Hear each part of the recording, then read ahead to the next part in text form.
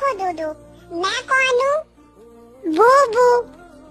अरे बुद्धू बुद्धू, बूबू तो हूँ, लेकिन कौन हूँ? तुम्हारी बूबू बीबी हूँ, बीबी।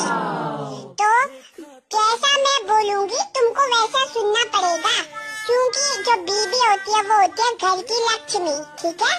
तो तुम्हारी जब सैलरी आती है तो चुपचाप से तुम क्या करोगे? लक्ष्मी के हाथ में रख दोगे। तो लक्ष्मी कौन है? बूबू बीबी, समझे? ठीक है, समझ गया लक्ष्मी जी।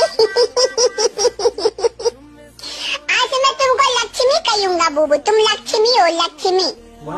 तुम्हारी इसी हंसी से ना मुझे बहुत गुस्सा आता है। मैं जो कह रही हूँ सुना करो, जो घर की लक्ष्मी बोलती है ना वो सुनना पड़ता है दूधू।